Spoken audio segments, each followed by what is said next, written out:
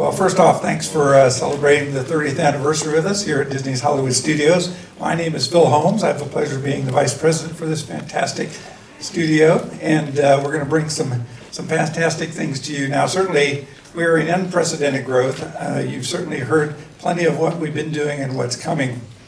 I think with Toy Story Land, we couldn't be more excited about how the guests have accepted. Personally, my two granddaughters are so fanatical about Slinky Dog, we're riding it almost every weekend. So hopefully you've had the chance to get out and enjoy some of the magic of Andy's backyard. Certainly following close behind that, we're very, very excited about Star Wars Galaxy's Edge.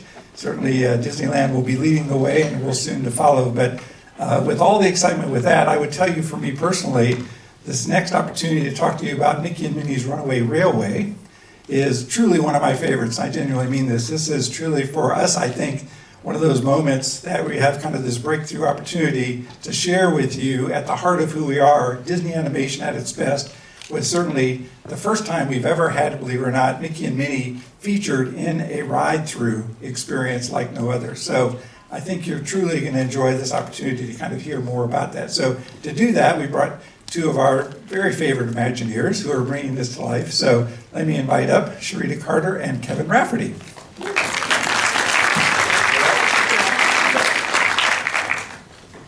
Hi, everybody. Hello. It's great to see so many familiar faces out there. Yes.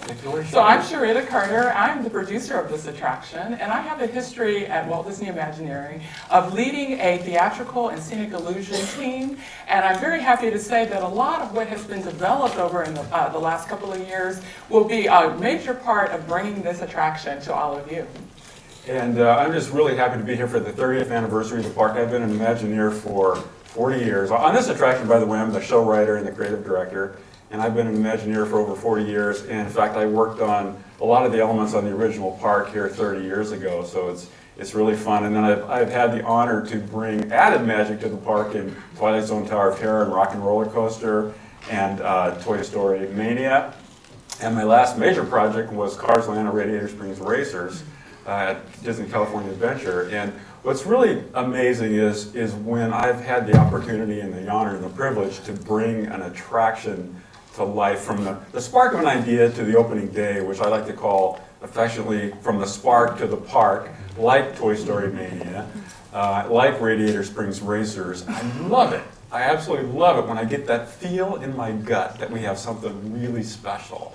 And I have to say that with Mickey and Minnie's Runaway Railway, I have that feeling, just amazing. It's in me. And Charita can tell you every once in a while I do a little happy dancing because things are going so well. Isn't she great? We even dress alike together.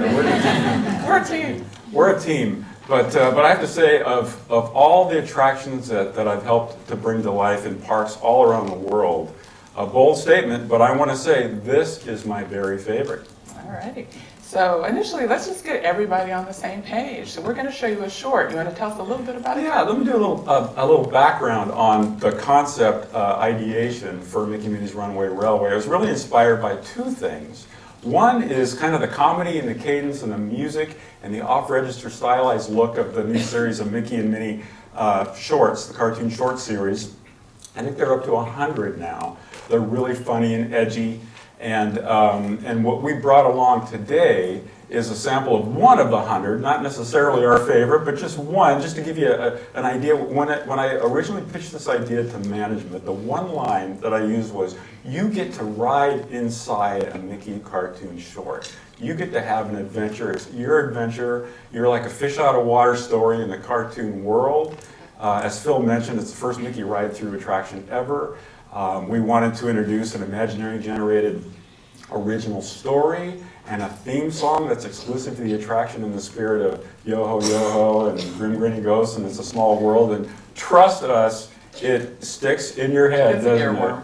So not that this short is indicative of our story for the attraction, because it's a story, brand new story, nobody knows what it is yet.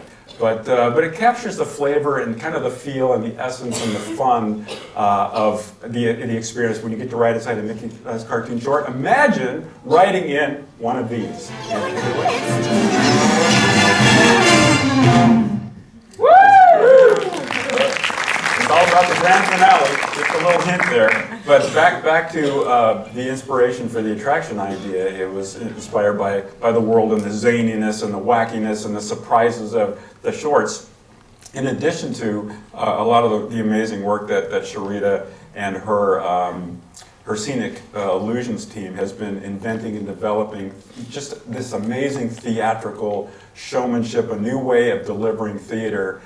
She's been working on this with her team for the past 10 years, and it's kind of arrived at a place where we're going to deliver theater, theater like you've never seen it before. So those two things really helped to bring the idea home and Mickey's first attraction. Right. So that was zany and it was fun. It had a fun cadence.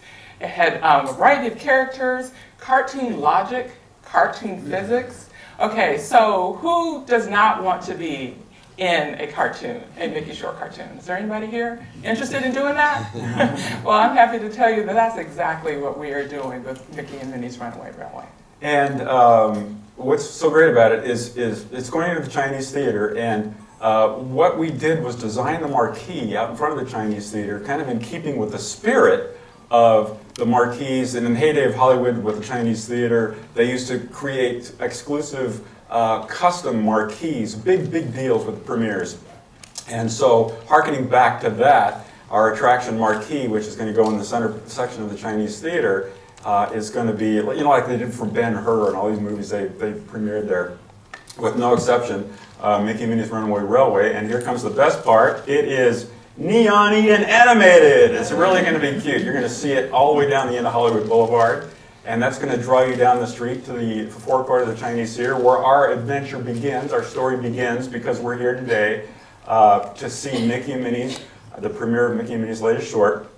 But, people ask, why are you putting Mickey and Minnie in the Chinese theater specifically? And it's a good question, but really, there's a lot of history that they both have at the Chinese theater. In 1931, Mickey Steps Out premiered at the Chinese theater. A couple of years later, 1933, Mickey's Gala premiere, which not only premiered at the Chinese theater, but it featured the Grauman's Chinese theater with a lot of celebrities from back in the day, including a little cameo by Walt Disney himself.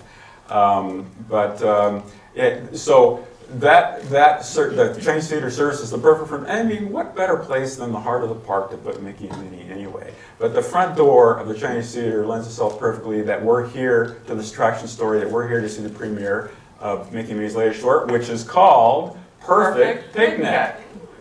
And so you'll go into a theater to see the premiere of Perfect Picnic, and the short is all about Mickey and Minnie packing up for the picnic. Nothing's going to get in their way today. They're going to have the greatest picnic ever. And in this first part, kind of the pre-show of the attraction, we're going to introduce guests to your adventure, your fish out of water story in the cartoon world, and also introduce you to the singable, lovable, ever amazing attraction theme song. What happens is during the course of watching the short, something happens before your very eyes. It is very cool. I'm not going to tell you about it. But that allows a portal from the human world into the cartoon world, into which all of the only rules we have is we're following the rules of the shorts, where we're not doing like real theatrical details, like real bricks and real shiny surfaces and things like that, because it's hand drawn. Every square inch of your attraction experience is in the art-directed style of the cartoon shorts. Okay, and so here's an example. So as all of you know, the Walt Disney Company is very rich in its heritage in terms of theatrical techniques and technology.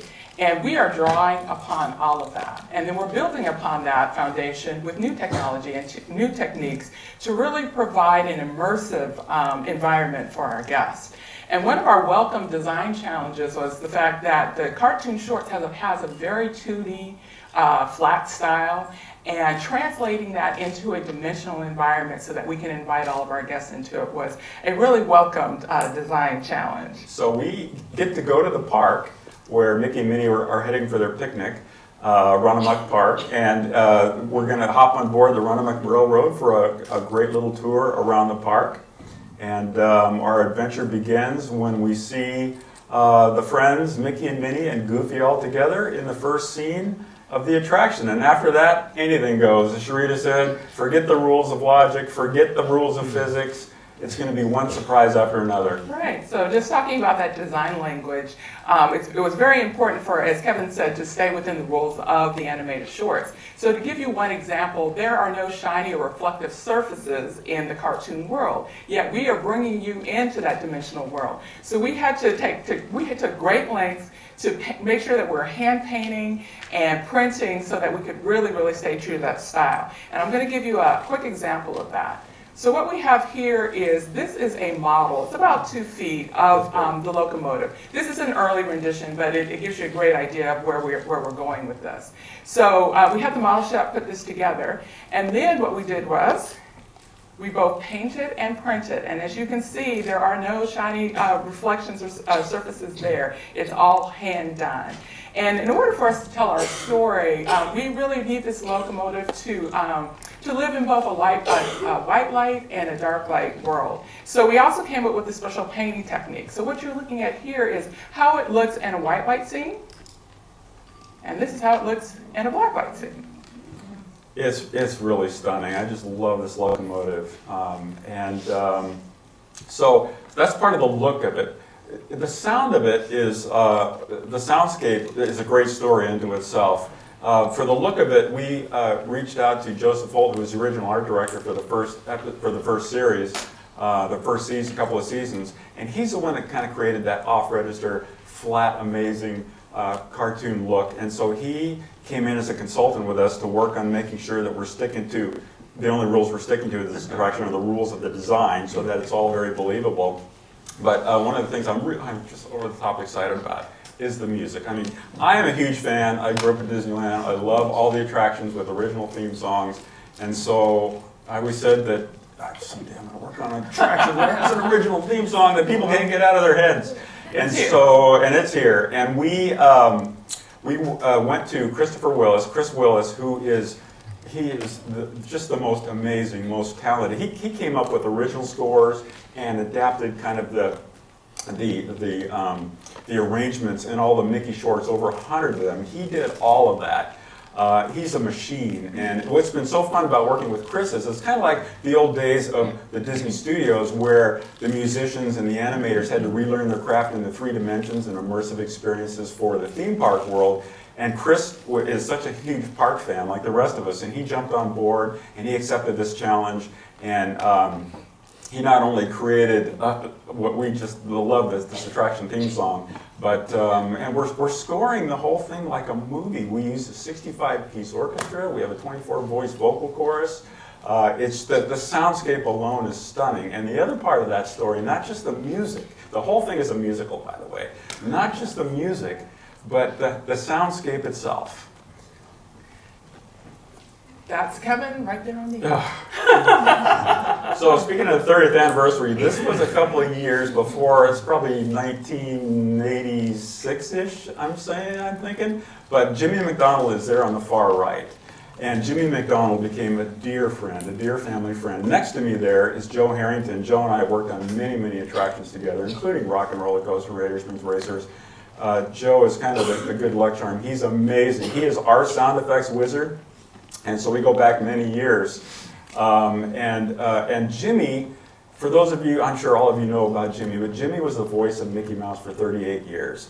When Walt was getting too busy during Fun and Fancy Free, during Mickey and the Beanstalk, Walt called Jimmy into his office and said, "Jimmy, I'm just getting too busy to provide the voice for Mickey. Now it's your job." So from Mickey and the Beanstalk all the way through to 1977, Jimmy provided the voice of Mickey, and not only that, he kind of headed up the sound effects department at the studio.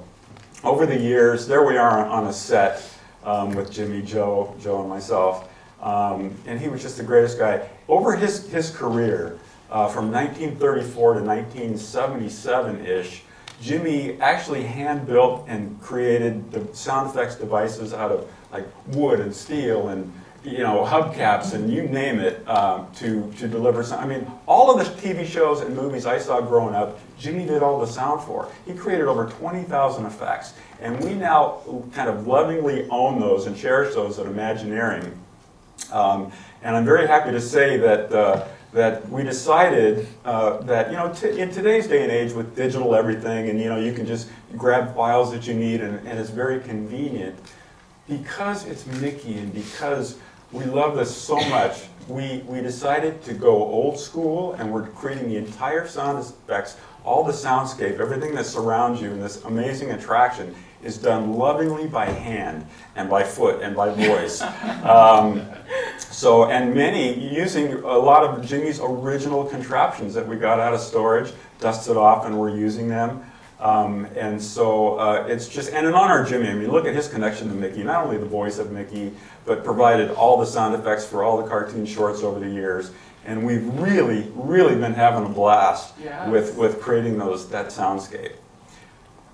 Okay. So what we have next is one of the things that there's so many surprises in this attraction. There's so much history and heritage back to the Walt Disney Company and the way things used to be done.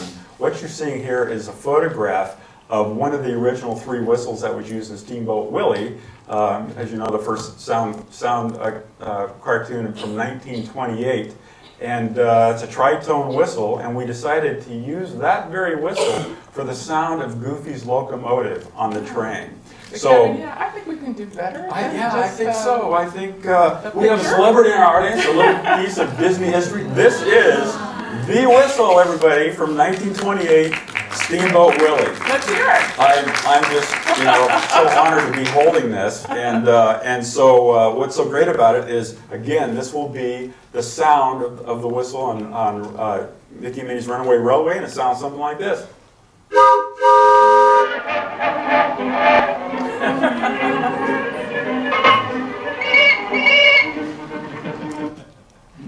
How cool is that?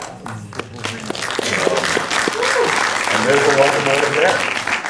So that's just one example of how we're taking this old school, new school, blending it together to create a unique experience for all of the guests. I have to say, all aboard for one Goofy adventure. Again, it's kind of our dream that after you experience this attraction, you're coming back to the unload area. And there's more to see and experience in this attraction than you'll have time for. It's just, it's 10 pounds of showmanship in a 5-pound bag. And so it's kind of our dream when you get back to the unload area that you're going to say, what the heck was that? Let's go ride it again. So it's all about your adventure. And we're very proud to say also it is a full family attraction. So it'll be fun for everyone. That's it. And with Goofy as your engineer, what could possibly go wrong? So, thank you, everybody. Back to Phil.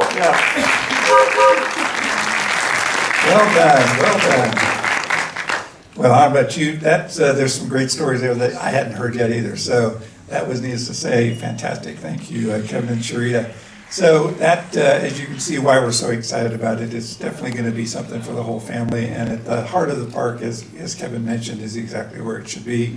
So the great news here is, we're certainly still moving on with some new and exciting things. So relatively late breaking, I would say we've been working on it for quite a while, but we've got the green light to move ahead with a little bit more fun in Toy Story Land. So again, with the overwhelming success in Andy's Backyard, we're getting the opportunity to bring a fantastic table service restaurant, believe it or not, to Toy Story Land. Yeah, so I'm sure as only Disney could do, we are going to be immersing our guests in this fantastic environment. It's going to be a kaleidoscope of toys, games, play sets, and just experiences like no other. So, we are really looking forward to, again, as Andy can do, and the opportunity, I think, will be to really have our guests immersed again into this fabulous environment, as you can tell from this creative rendering that our guests are going to truly enjoy. The other thing is we are going to celebrate, frankly, and really take advantage of the fantastic opportunity in the Toy Story franchise, Toy Story 4. Hopefully you've had a chance to see the preview. Really exciting to have the opportunity to do a little pop-up shop as a part of this to celebrate not just Toy Story 4, but all things Toy Story. And so we're going to be featuring some of the great things coming out of the movie, and it'll be right at the exit to Toy Story Mania. So again, some great news coming for the Toy Story area, Toy Story Land, and certainly, as you've just seen, whether it be Mickey and Minnie or all of our favorite friends in Pixar, or certainly in the not too distant future as we look forward to Star Wars Galaxy's Edge. You know, we are certainly, as Walt said, for Disneyland, we're never done. As long as there's imagination left, we'll keep creating, and I think this is as good a representation as you'd find. So again, thank you for joining us. Again, a big shout out, thank you to Kevin and Charita, and we hope you enjoy a fantastic day here at Disney's Hollywood Studios. Thanks.